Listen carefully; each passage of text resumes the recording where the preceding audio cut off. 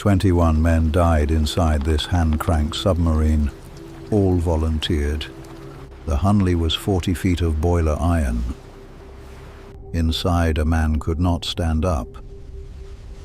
7 men sat on a bench and cranked. On October 15th, Horace Hunley climbed in. He had built it and paid for it. He dived beneath the receiving ship Indian Chief. Bubbles traced its course. It never surfaced. This was the second crew it took. The first had drowned in August. A lever was struck with the hatches open.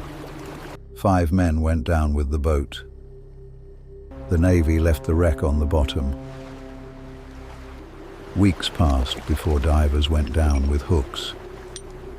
So they raised it and opened the hatch. Beauregard came down to the wharf himself. He wrote down what was inside. Then he asked for a third crew.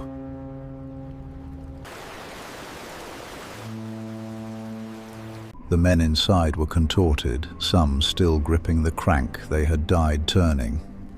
Horace Hunley lay beneath the forward hatch where the commander stood.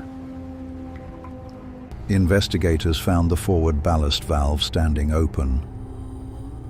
13 men were dead in a boat that had never attacked anything. Beauregard called the sight ghastly and ordered the boat cleaned out. Then a third crew stepped forward, knowing exactly what had happened to the others. A lieutenant named George Dixon asked for the command himself. Dixon carried a $20 gold coin bent by a bullet at Shiloh. He had filed one face flat and engraved it, "My Life Preserver." A mini-ball had struck it in his trouser pocket and stopped there. He limped for the rest of his life and kept it on him. Beauregard gave one order. The boat was never to dive again.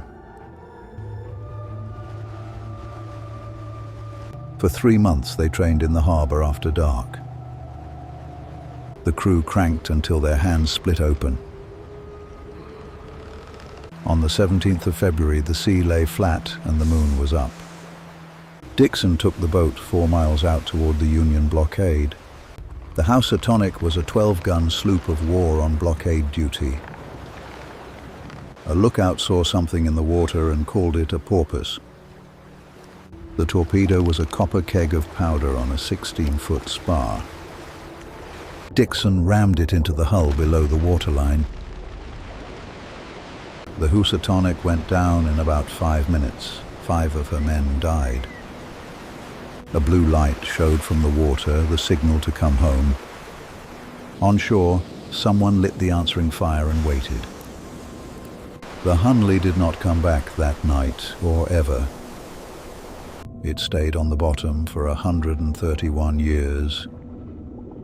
Divers found it in 1995, 4 miles out, under silt. They raised it in 2000 and opened it in a laboratory.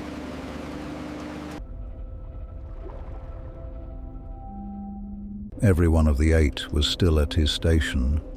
No one had reached for a hatch, no one had touched the pumps. For a century, the answer was assumed to be drowning or bad air. In 2017, a Duke researcher built a scale model and set off charges beside it. The torpedo held 135 pounds of powder 16 feet away. The pressure wave passed through the iron and through the men inside. She calculated each man's chance of surviving it at under 16%. They were killed by the weapon they had come to fire. The gold coin was found lying against Dixon's hip bone. 3 crews went into it, each knew what it had done to the last. The boat now sits in a conservation tank in North Charleston. The 21 are in Magnolia Cemetery, 4 miles from where it sank.